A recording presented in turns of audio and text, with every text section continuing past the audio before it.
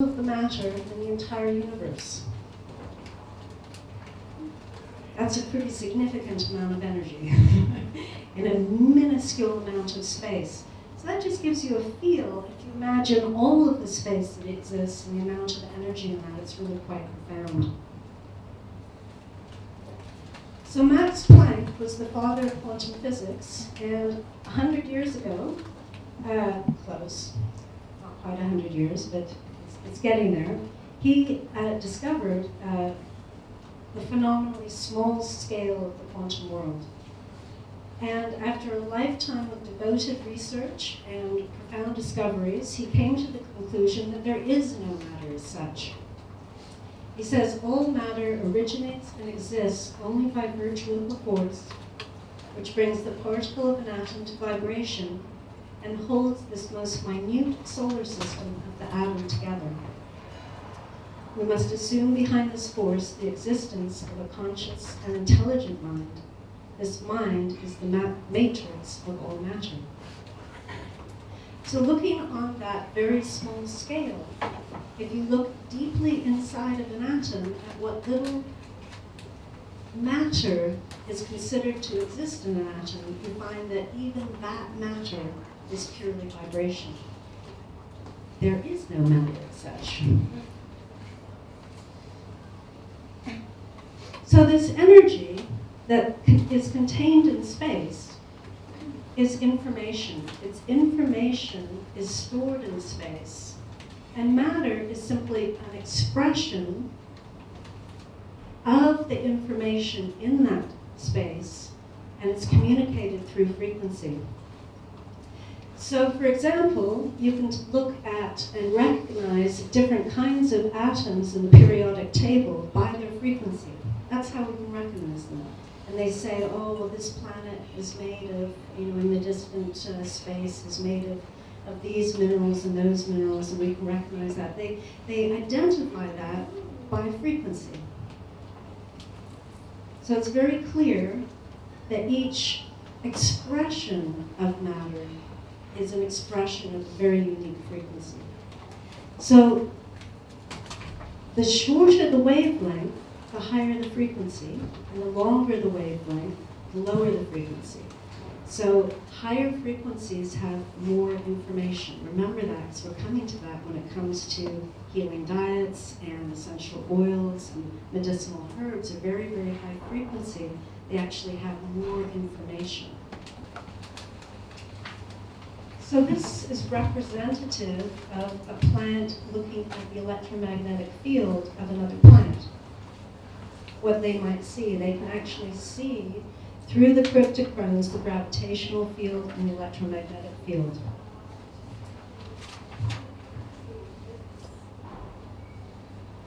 And then they also have a profound sense of smell.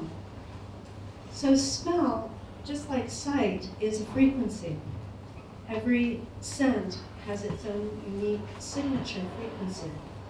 And plants are able to identify those frequencies with extreme accuracy with any part of their body. The roots, stems, the leaves, the flowers, every part of the plant is receptive to smell.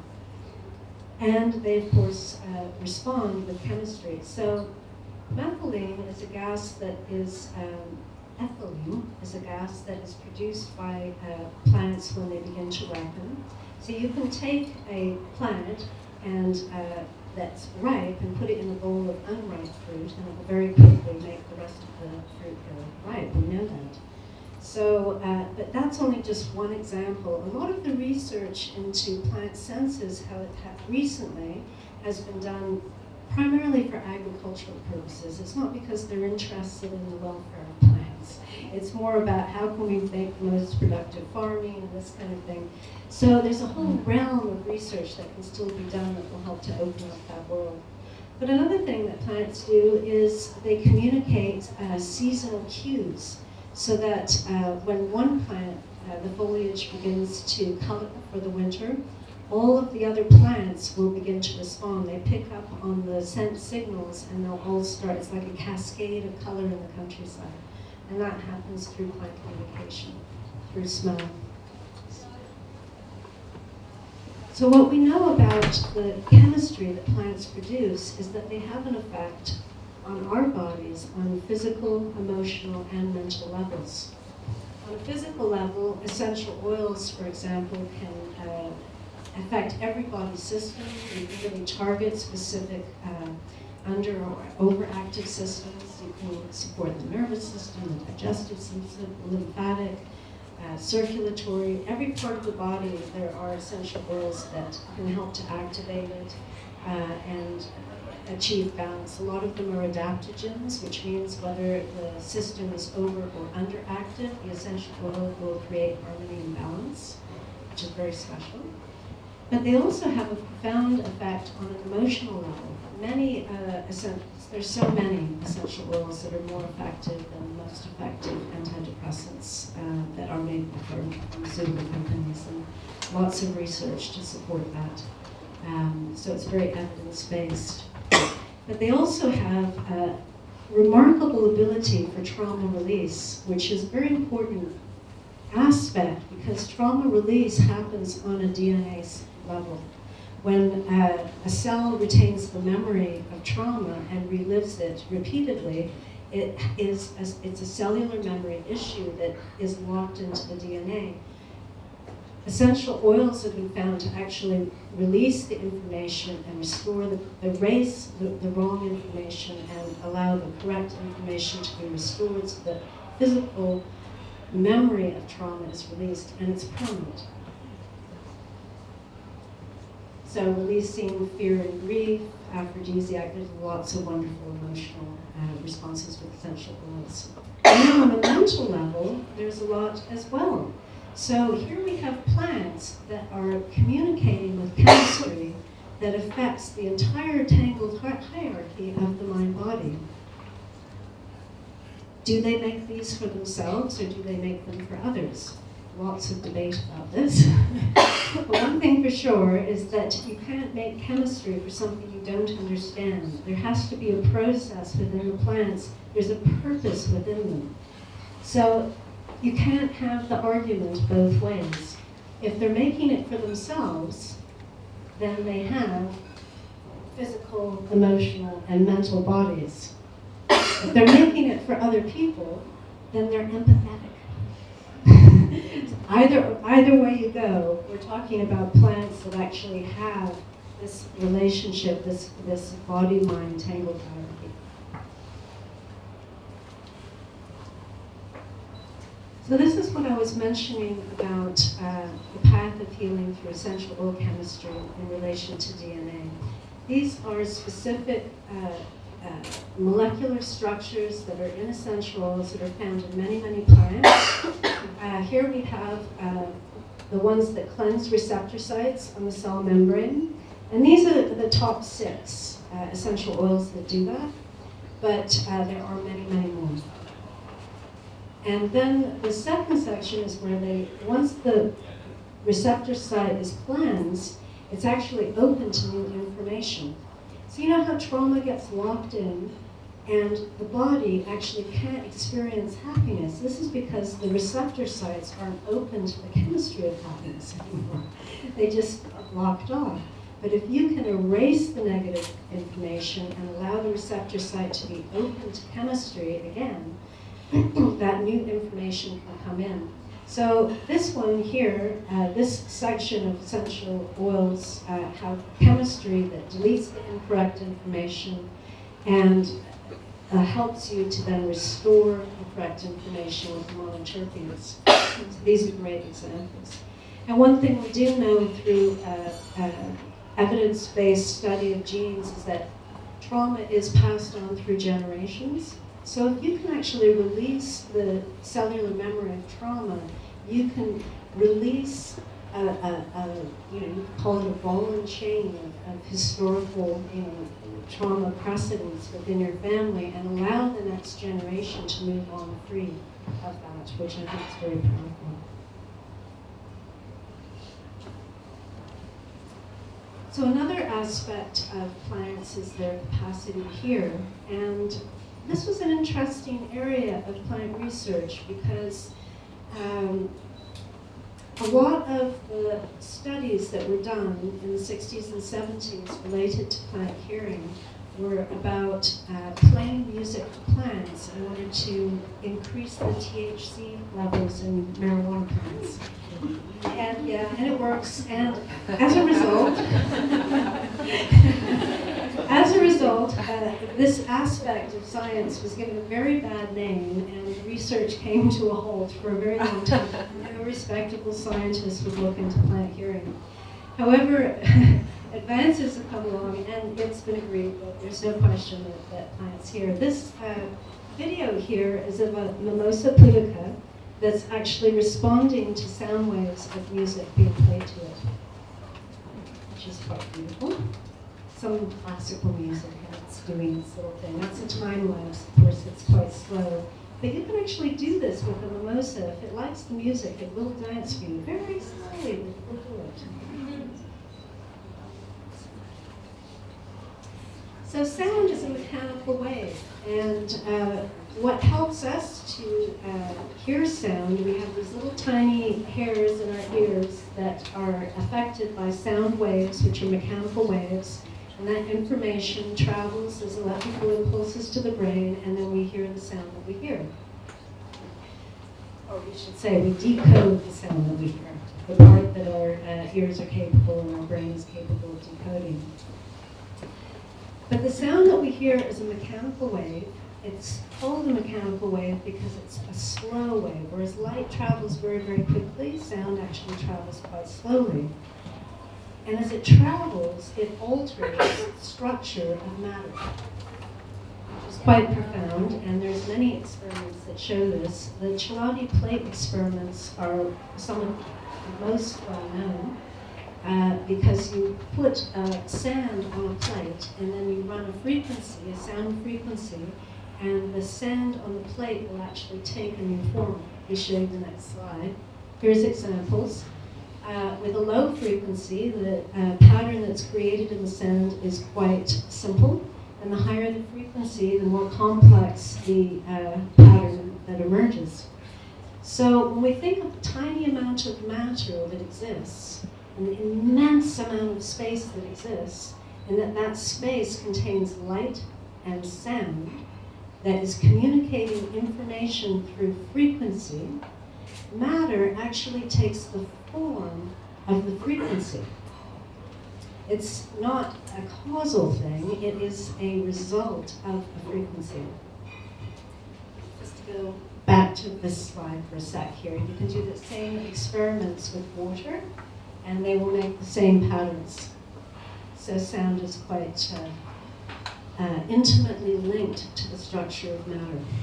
There's actually, recently there was a discovery, or finally they were able to hear sound from the other parts of space, and sound has always been considered less important than light, because we've only been able to measure very, very small bands of sound width, but what they're discovering now is that sound is actually immensely more important in the universe than light is, in terms of the structure of the universe. So the coming years are going to be very interesting in that regard. Okay, so music and plant growth, I was talking about that earlier. So we've definitely found that plants grow, and they also produce different chemistry depending on the depending on the degree to which they like music. Yeah, it is. I guess so. Always liked this image here because thinking about the prejudice against people that played music to their plants in the 70s. And I used to go to friends' houses when I was a kid, and they'd have, these whole acreages of pyramids built over their tree-like marijuana plants. They were very happy, off in the forest, I won't tell you where. And so whenever I see these images of this kind of thing, I mean, it works. It's quite amazing. the energy field that's created by a pyramid, it's not my topic of discussion today, but there's a lot to this. It's not a small thing. But this guy here reminds me of my extremely conservative stepfather, who I was in the Department of Applied Mathematics and Theoretical Physics at Cambridge, and I don't think he imagines that he was ever in the same room as a pot plant, so that's why that's there. So anyway, music.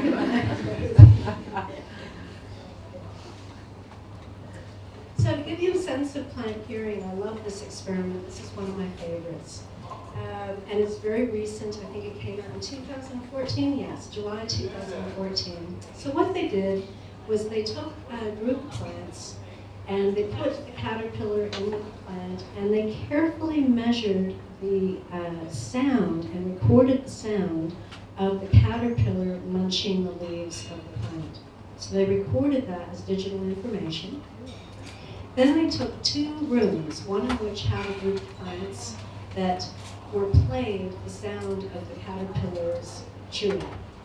And in the other room, they played the sound of silence. It's important that they played the sound of silence so that the frequency of machinery was there, otherwise you could start discrediting the study. So anyway, then they brought the plants together and they let loose the caterpillars, and the caterpillars went and zoomed right in on the plants that had heard the sound of silence and completely ignored the plants that had heard the sound of the caterpillar chewing. And when they did a chemical analysis of the plants that had heard the caterpillar chewing, they found that they had produced mustard oils in large quantities, and not only does the smell repel caterpillars, but the taste is abhorrent to them. So all of the plants had created this chemistry to protect themselves just based upon the sound alone. So that's a pretty, we were pretty sure that they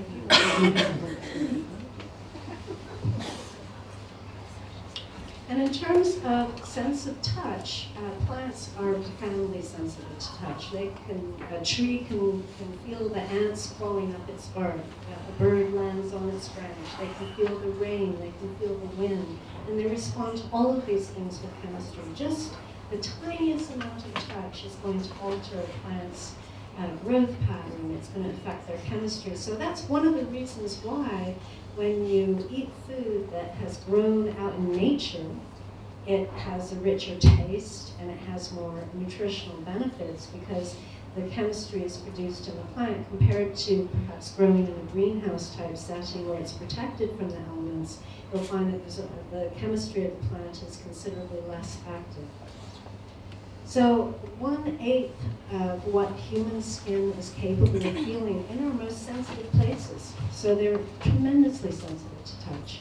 So at this point, it's pretty clear that all of the senses of plants are more profound than our own. They see more, they feel more, they smell more, et cetera, so they'll see more.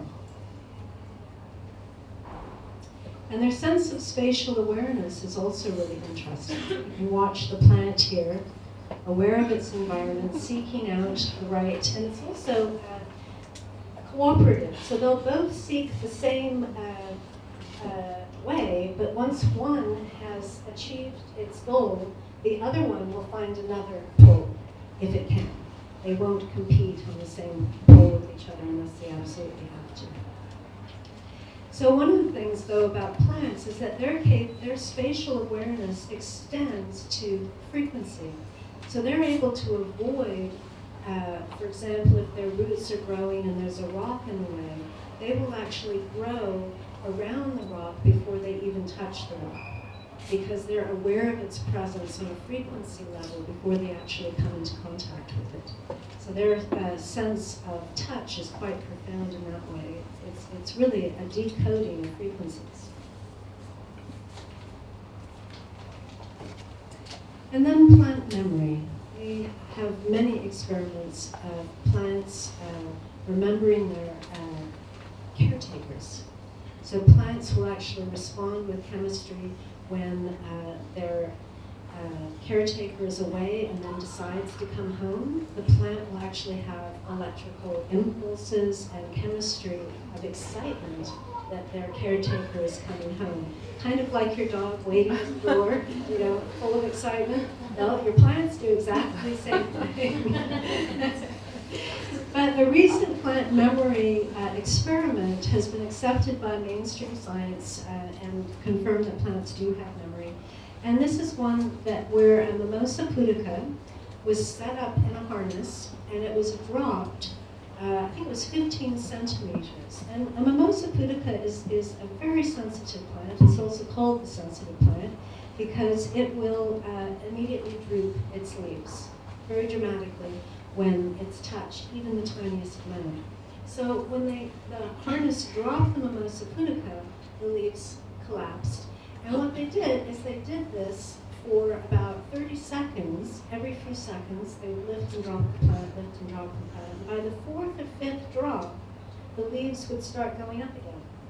And no matter how many times they dropped the plant after that, the leaves would remain up. They wouldn't respond by drooping again. So they were thinking, well, maybe the plant has fainted. There's a lot of experiments that show that plants faint when there is high stress in an environment or when they're threatened. They actually go into an unconscious state. It's funny how scientists talk about unconscious states in plants without fully admitting that they're conscious in the first place. One of those things. So anyway, they shook the plant, but the plant immediately responded to being shook, so the threat was there again. And what they found was that the plant had learned that being dropped didn't hurt it, so it wasn't a threat. And then they extended a week without dropping the plant and dropped the plant again, and they found that the plant didn't respond. It was quite comfortable with it. It wasn't a threat. So it had learned that being dropped wasn't a threat. And they extended that to a month. And that's as far as they went with their experiments, but they waited a whole month and they dropped the plant again, and it didn't respond. So they knew that the plant had, for at least the period of a full month, remembered a lesson that they had learned in less than 30 seconds, which is actually far, far better than most mammals. They actually learned a lesson very, very, very quickly and maintain that memory. The plant memory, of course, has a lot to do with the seasons and their responses to time of the day, length of the day, quality of light. They have different responses for morning light and for evening light. So their memory is very much a part of their survival techniques. And then lastly, plant group communication. Are people familiar with this? This is a lot of Facebook activity, I think, on plant group communication, because it's really quite profound. What they found, Simone Simard, a wonderful scientist, Suzanne Simard from University of British Columbia, spent a great deal of time in forests studying mycorrhizal networks, which are the fungal networks that interlink plant roots with one another. So they go through the soil. There's about 300 miles of mycorrhizal network in a square foot of soil, and that it holds the soil together. It contains a lot of nutrient, and it's a plant that's actually living underground, so it's not in the light. So it's not using photosynthesis directly. And so what they found is that the trees actually had a very interconnected relationship with this fungal network, and were feeding the fungal network the nutrient that it needed to survive in exchange for the fungal network communicating with other trees and sharing nutrient and information with other trees. So for example, a tree is able to supply nutrient and water and CO2 to a tree that's in need through the fungal network. The fungal network will actually pass that through to the other tree that's in need. And it's not doing it to all the trees, it's doing it to the one in need. Then in times of drought, for example, or resources are low, the tree can communicate through the fungal network to give preference to its own saplings. So its own children get the food first, and only if something's left over for the other trees do they then share beyond that. So it's a very intimate relationship between the trees within a community and it's interspecies. It's not one kind of tree as a community, it's all of the plants in the community. So I know as a child I wondered, you have these little tiny baby trees in the forest floor, and how do they get enough light for the photosynthesis for them to grow? There's no light down there. And it turns out it's because the entire community of trees that are up in the light are sharing that with all of the plants that are underneath the canopy and are out of the light. So this is a map here of a mycorrhizal network and the trees that are communicating with one another that they've been able to explore in their studies. But it extends through hundreds of miles, trees communicating with one another through the fungal network. So this is the big question. How can plants be conscious if they don't have a brain? It's pretty clear to me that plants are conscious, but we're going to explore consciousness just a little bit from that scientific perspective in terms of evidence-based science about the nature of consciousness, and then I think applying that to plants might help a deeper understanding. So the double slit experiment has been, it's 100 years old now. It's more than 100 years old, 120, something like that. But when it wasn't really fully in its current form until the 60s and 70s, when they were able to send single particles of light instead of generalized light. So that kind of changed the experiment. But what you basically have is light being focused on a slit in which the light can only go through the slit. And as we know, when light comes through a window, you can get the shape of the window on the floor, and it's a very direct image of that light. And so light is traveling as a particle, and it was always understood as a particle, as something that is matter. So it travels and it goes through the slit, and on a back wall, it will create a single line like this. So light was viewed as matter and that it would behave like matter. So if you pass a wave through a single slit, the wave comes along, it pushes through the single slit, and it actually makes this shape where there's an intensity in the center, and then there's less intensity as it radiates outwards. And what you get when a wave goes through a slit is with the intensity of the center, and there's a diffused intensity as it goes out like that. However, when they did the experiment and put light through two slits, what they expected to see was two parallel lines like this. And instead, what they got was an interference pattern. And the only way you get an interference pattern like this is if the light had gone through as waves. If we go back to this, we have the two slits. The two slits coming through, the wave forms through the two slits, and where they meet, you get the highest intensity, and where they cancel out, they get nothing. So this is creating an interference pattern, like this. So they couldn't understand how light could be traveling as a wave, given that it was a particle. They were confused as to, was the light going through the two slits and interfering with itself, the particles bouncing off of each other and creating an interference pattern, or what was happening? So what they decided to do was to observe and measure by sending one particle of light at a time through the two slits and seeing where it went. And when they did this, and they observed it, and they sent them one at a time, the pattern that was created was the one that they had originally thought it was going to be, which was the two parallel lines. And they tried the experiment again, and they tried the experiment again, and it didn't matter how many times they did the experiment. Every time they observed the experiment, you had the two parallel lines, and every time you didn't observe the experiment, there was an interference pattern. So the bottom line was that this experiment proved experimentally that consciousness precedes the form of matter. That matter does not become matter, energy does not act as matter unless there's an observer. When the observer is there, matter is formed. When you are not looking, there is no matter.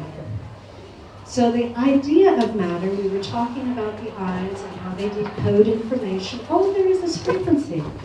And it's the observer, the attention, the consciousness of life that actually causes matter to manifest as the matter that we perceive with the senses.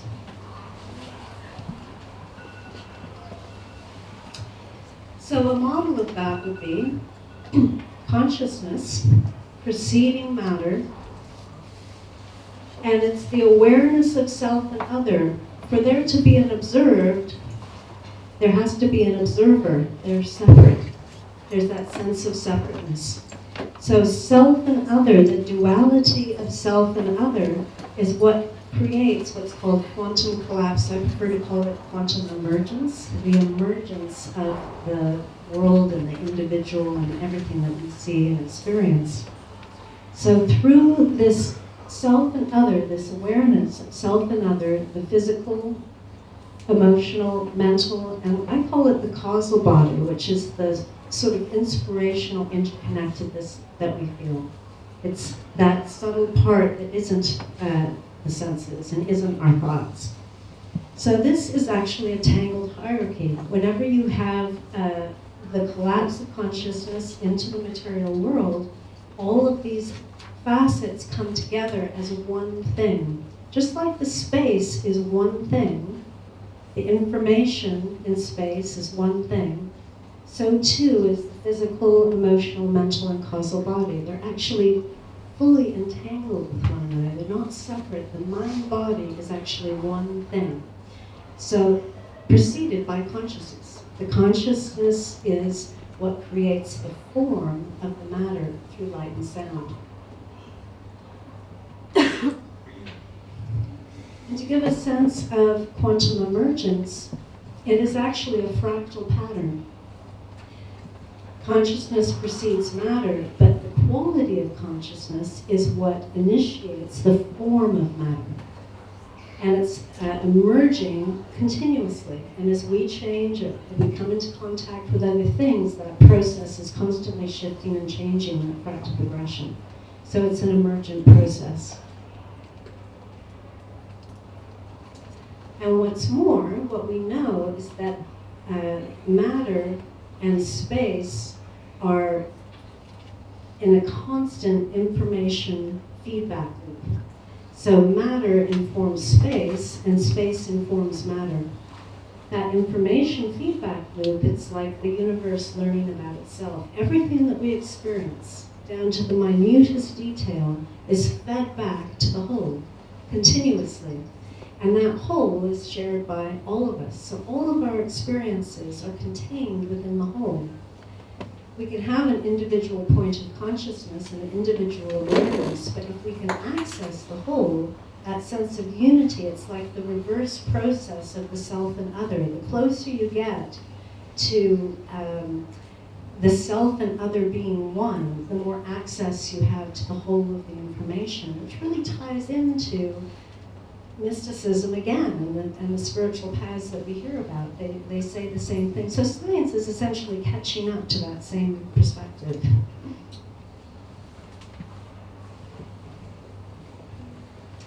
So the divided self is the same consciousness, and 2 points of consciousness as individual awareness with their tangled hierarchy of mind-body, and both are arising from the singular consciousness. Consciousness precedes matter, and it's one consciousness. But when you have 2 points of consciousness that come into proximity with one another, there's an interference pattern.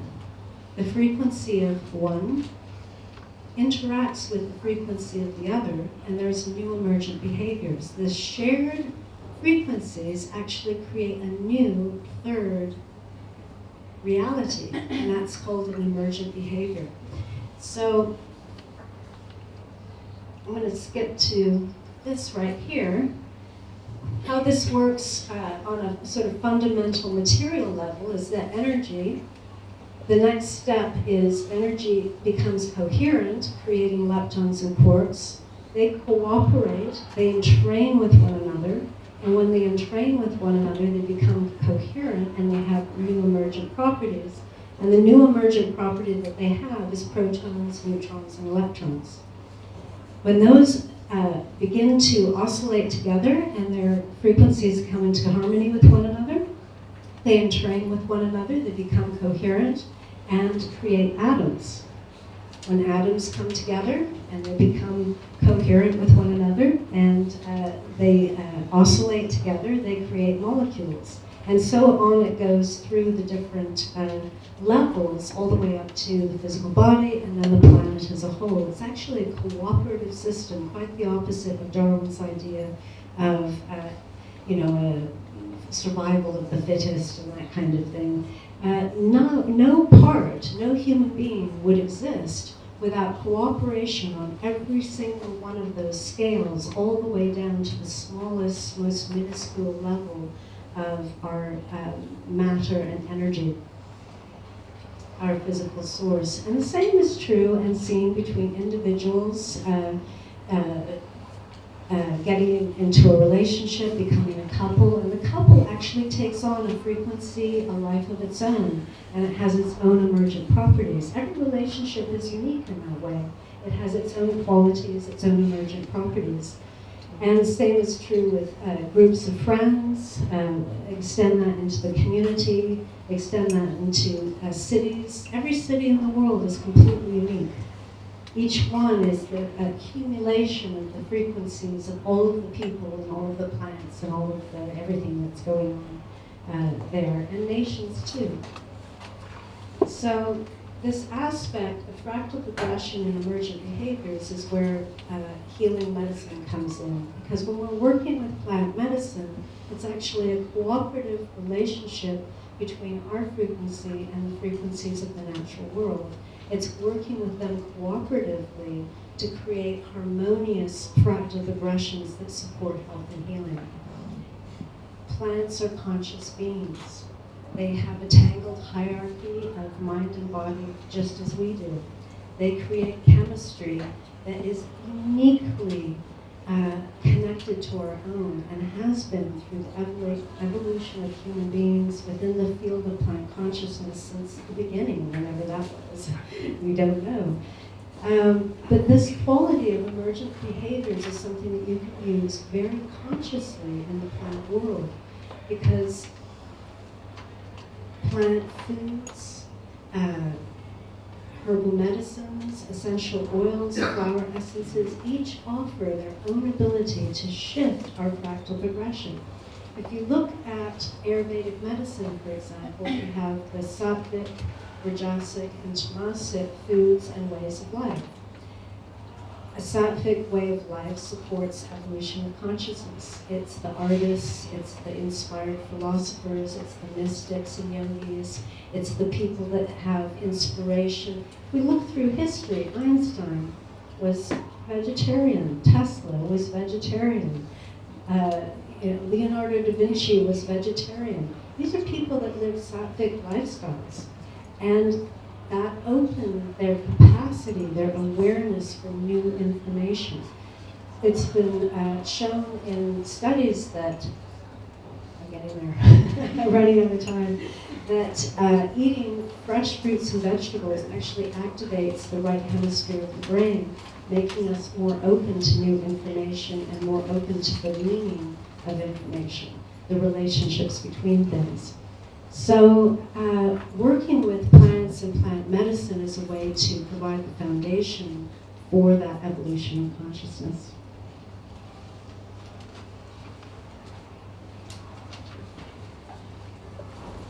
So I'm going to go and skip to this one. The aspect of the right hemisphere and left hemisphere of the brain, just in brief, the left hemisphere is very reductionist, and it's about all the separate parts. And that's a wonderful thing because it's how we categorize the world around us. But it's through the right hemisphere processing that we connect, have a sense of the interconnectedness of things.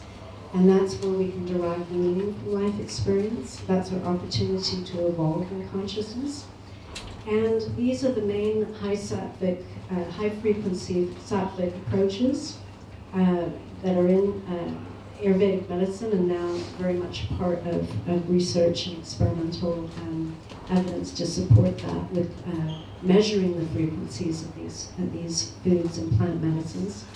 And then here's the tamastic low frequency, which is what the left hemisphere is capable of surviving on at any time. And sadly, this is the world that we live in. Leftover food, cold, frozen, canned, overcooked, food filled with preservatives, pesticides, and herbicides. This approach to life is actually creating a situation of left hemisphere dominance. And that is a big part of why we live in a world that's as fractured as it is. So reaching a point where we live more in harmony with nature, with respect to nature, not only will help the planet, but it will completely change society as a whole and our relationships with each other. So I've run out of time. I could talk all day on this subject.